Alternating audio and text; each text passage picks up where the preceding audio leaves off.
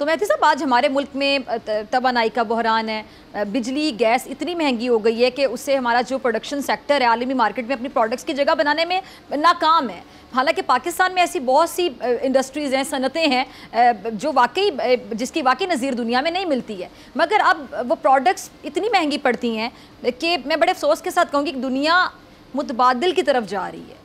कहाँ गलती हो रही है हमसे? जी बिस्मिल्लाहिर्रहमानिर्रहीम। देखिए, जब पाकिस्तान बना था और आज के अगर आप पाकिस्तान को देखें तो पाकिस्तान में मुख्तलिफ़ फेजेस आए हैं, और अगर हम उसको 1958 तक के एक फ़ेज़ को देखें तो हमारी इकॉनमी कोई बुरी इकॉनमी नहीं थी, बहुत अच्छी इकॉनमी थी। हम लोगों के साथ मुकाबला कर रहे थे बाकी मुल्कों के साथ। लेकिन 1958 के बाद अभी आपने जैसे फरमाया कि अयूब खान साहब आ गए। अयूब खान साहब के दौर के अंदर ज़रूर डैम तो बने, लेकिन कुछ ऐसे फ़ैसले भी हुए जिसकी वजह से मोनोपली कायम हो गई, और अभी जो बात की गई है कि ऐसे इंटरेस्ट ग्रुप्स बन गए जिसकी वजह से फिर चीज़ों को जो है ना वो ख़राब होना शुरू। और वही वो वक्त था जब हम जो हैं वो सियासी तौर पर भी हमारे मुल्क के अंदर एक इस्तेकाम की जो थी वो सूरत हाल ख़त्म हो गई थी, और अयूब खान साहब के बारे में ये कहा जाता था कि वो फैसलाबाद के घंटा घर की तरह है कि सब कुछ उन्हीं के इर्द गिर्द है। ये वो सारी सिचुएशन पैदा हुई जिससे हम सीटों और सेंटों के अंदर चले गए, जिससे फिर हम एक इंटरनेशनल वॉर का भी हिस्सा बनते चले गए। फाइनली हम 1965 की वॉर में चले गए, और 1965 की वॉर के बाद जो एक चीज़ बेहतर भी थी वो उस वॉर को जो है वो बर्दाश्त नहीं कर सकी, और फिर हमारा एक सफ़र शुरू हुआ, और साथ ही अदम इस्तेकाम का सफ़र भी शुरू हुआ। और वो अदम इस्तेकाम इतना ज़्यादा आगे चला गया कि फ़ाइनली हम दो मुल्कों में तकसीम हो गए, और हमारी इकॉनमी जो थी वो दो हिस्सों में चली गई। जुल्फ़िकार अली भुट्टो साहब आए तो वो एक नई इकॉनमी, एक नई पॉलिसी को लेकर आए और नेशनलाइजेशन की तरफ चले गए, और जो कुछ इंडस्ट्री थोड़ी बहुत खड़ी हुई थी वो सारी इंडस्ट्री जो है वो नेशनलाइज हो गई। और जो हमारे बड़े इदारे थे, जहाँ पर हमारे लोहे के इदारे थे, पीको और बीको वगैरह, उस तरह के इदारे भी जो थे जिनकी दुनिया मिसाल देती थी वो सर, हम जिन मसाइल के आज जिन मसाइल में घिरे हुए हैं, मैंने जिस आपसे सवाल पूछा तो आपने सारी जिम्मेदारी यानी 1960s पे डाल दी। मुझे आपकी बात की समझ आ रही है। नहीं, मैंने डॉक्टर साहिबा बुनियादी तौर पे जिम्मेदारी तो इसमें कोई शक नहीं है कि सबसे पहले जो मार्शल्लाह लगा था तो जिम्मेदारी तो वहीं से शुरू होगी, लेकिन फिर उसके बाद ये हुआ कि फिर किसी को चैन से बैठने भी नहीं ना दिया गया। 1977 में जनरल ज़िया-उल हक साहब आ गए और वो 1988 तक यहाँ पर रहे, और हम एक अफ़गानिस्तान की वॉर में चले गए, और एक नई किस्म की इकॉनमी पाकिस्तान में डेवलप हुई। नई किस्म की इकॉनमी ये डेवलप हुई कि पाकिस्तान के अंदर कुछ लोग जो थे वो उन पैसों से जो वहाँ की जंग हो रही थी उससे एक अमीर तबका पैदा हो गया, और हमारे आने वाले वक्त में एक प्रॉपर्टी का कारोबार शुरू हो गया, और जो एक डेट इन्वेस्टमेंट होती है, लेकिन आज पूरे पाकिस्तान के अंदर डेट इन्वेस्टमेंट सबसे बढ़कर है। हर शख्स जो है वो, मेरा कहने का मेरा मकसद ये है कि हम जिस वक्त अपनी पॉलिसीज़ को बेहतर करते हैं तो चीज़ें जो हैं वो फिर कुछ बेहतर होना शुरू हो जाती हैं।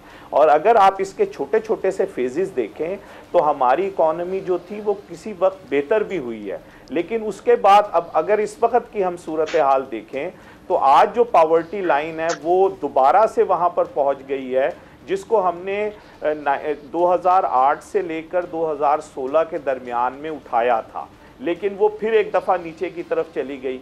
और आज जो है, मकसद मेरा कहने का ये है कि देखिए इकॉनमी को बेहतर यहीं के लोग करेंगे, और यहाँ के लोगों ने, अभी आपने फैज़ साहब की बात सुनी, उन्होंने हिंदुस्तान के हवाले से फरमाया। देखिए मनमोहन सिंह साहब ने ये बात कही कि मैं देख रहा था कि मेरे पड़ोस के अंदर कितना अच्छा काम हो रहा है, तो मैंने उन्हीं पॉलिसीज़ को उठाया और वज़ीर ख़जाना की हैसियत से अपने मुल्क के अंदर उसको।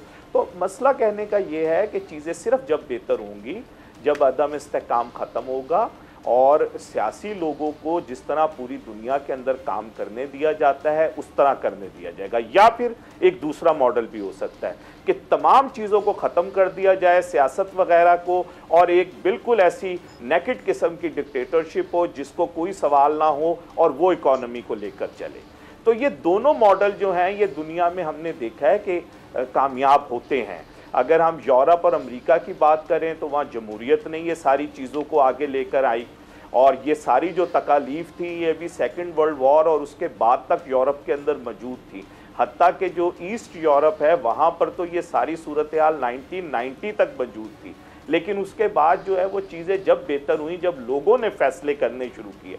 यहाँ सबसे बड़ा मसला ये है कि हम लोगों के ऊपर इत्माद नहीं करते, लोगों के फैसलों पर इत्माद नहीं करते, और हम जो हैं वो वन मैन शो की तरफ चले जाते हैं। उसकी वजह से फिर चीज़ें जो हैं वो एक दफ़ा दोबारा ख़राब होना शुरू हो जाती है। वरना इकोनॉमी के अंदर अगर आप देखें 90s में, चलिए मोहम्मद अली साहब मैं आपकी तरफ आना चाहती हूँ। मैं ये जानना चाह रही थी एक्चुअली कि ये चीज़ें जो भी ख़राब हैं, बिजली गैस लेकर जो हैं, जी ठीक है सर, मैं आपकी तरफ आती हूँ। मोहम्मद मेहदी साहब, मोहम्मद अली साहब, मांगे तांगे के पैसे कैसे जो हमने होगा? पहली दफा ऐसा पाकिस्तान की तारीख में देखा कि दोस्तों से जो पैसे लिए हैं, वो दोस्तों ने जो पैसे दिए हैं वो सिर्फ स्टेट बैंक में पार्क हुए हैं, हम इस्तेमाल नहीं कर सकते, लेकिन हम उस पर इंटरेस्ट दे रहे हैं। ठीक है। जबकि इसके मुकाबले के अंदर हमने पहले ये देखा कि हमें 1.5 बिलियन डॉलर की जो है वो गिफ्ट्स भी मिलते रहे। तो मकसद मेरा कहने का ये है कि हमने अपनी इकोनॉमी का खुद ये हाल किया है। जहां तक चीजों के बढ़ने की बात है ना, तो अगर हम इंटरनेशनल मार्केट के साथ पेट्रोल को देखेंगे तो वो फिर अब आप मेरे सवाल के जवाब पर आए। देखिए हमने ये भी कुछ गलतियां की हैं कि हमने गैस को इस तरह इस्तेमाल किया कि गैस की कोई कीमत ही नहीं थी, और लोगों ने उस गैस को बंद ही नहीं करते थे और सारा दिन चलाते रहते थे। अगर आपको ये वीडियो पसंद आई तो सब्सक्राइब करें और बेल आइकन पर क्लिक करें। सब्सक्राइब करें और बेल दबाएं ताकि कोई खबर रह न जाए।